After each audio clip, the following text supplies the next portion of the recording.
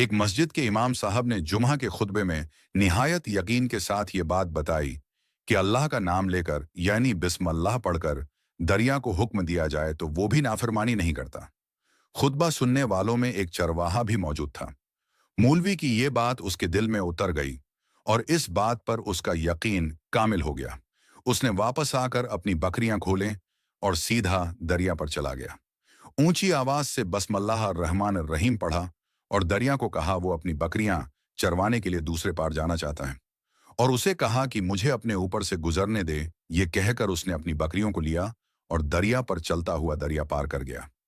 دریا کے دوسری طرف کا علاقہ گھاس سے بھرا پڑا ہوا تھا، درختوں کے پتے بھی سلامت تھے، کیونکہ کسی کو یہاں تک آنے کی رسائی نہیں تھی۔ اس نے خوب اچھی طرح اپنی بکریوں کو سیر کروایا اور واپس لوٹ آیا۔ پھر یہ اس کا معمول بن گیا کہ وہ بکریاں پار چھوڑ کر واپس آ جاتا اور شام کو جا کر بکریاں واپس لے آتا۔ اس کی بکریوں کا وزن دگنا چوگنا ہو گیا۔ لوگ چونک گئے اور اس سے پوچھا کہ وہ اپنی بکریوں کو کیا کھلاتا ہے۔ وہ سیدھا سادھا اور صاف دل نوجوان تھا۔ اس نے صاف صاف بات بتا دی کہ جناب میں تو بسم اللہ الرحمن الرحیم پڑھ کر دریا پر چل کر اپنی بکریاں دوسری طرف چروانے لے جاتا ہوں۔ یہ بات سب نے سنی، مگر کسی نے اس چرواہے کی بات پر یقین نہیں کیا، کیونکہ یہ ناقابل یقین بات تھی۔ مگر بات ہوتے ہوتے مولوی صاحب کے پاس پہنچ گئی۔ مولوی صاحب نے اس چرواہے کو بلایا اور سارا ماجرا پوچھا۔ اس چرواہے نے مولوی صاحب کو ہی حوالہ بنا لیا کہ مولوی صاحب میں تو آپ کا شکریہ ادا کرنے والا تھا۔ آپ نے جمعہ کے خطبے میں جو نسخہ بتایا تھا کہ بسم اللہ کہہ کر دریا کو بھی حکم دو تو وہ بھی انکار نہیں کرتا، تو میں تو بس آپ کے نسخے پر ہی عمل کر رہا ہوں۔ مولوی صاحب حیرت سے اس کے چہرے کو دیکھتے رہے۔ مولوی صاحب نے کہا، بھائی صاحب، ایسی باتیں تو ہم ہر جمعہ میں کرتے ہیں، فقط ان کا مقصد لوگوں کا ایمان بنانا ہوتا ہے۔ مگر بکریوں والا ڈٹا رہا کہ میں تو بس بسم اللہ کہہ کر پانی پر چلتا ہوں اور بکریوں سمیت پانی پار چلا جاتا ہوں۔ آخر کار مولوی صاحب نے صبح خود یہ تجربہ کرنے کی ٹھانی، جس سے دیکھنے چرواہے سمیت پورا علاقہ بھی آ گیا۔ مجمع زیادہ تھا۔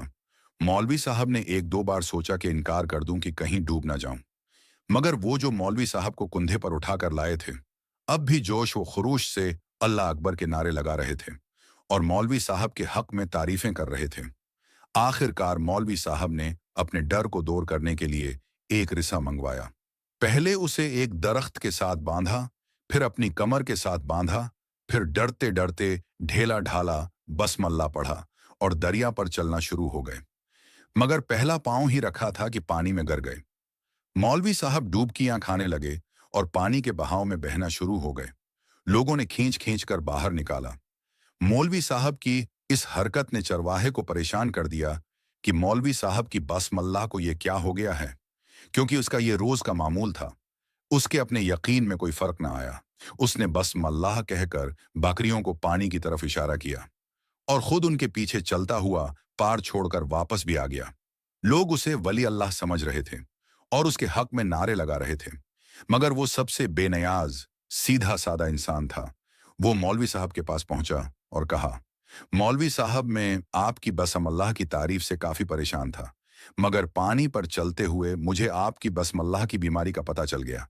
اس چرواہے نے درخت سے بندھی رسی کی طرف اشارہ کیا اور کہا، مولوی صاحب، یہ ہے آپ کی بسم اللہ کی بیماری۔ آپ کی بسم اللہ کی برکت کو یہ رسا کھا گیا۔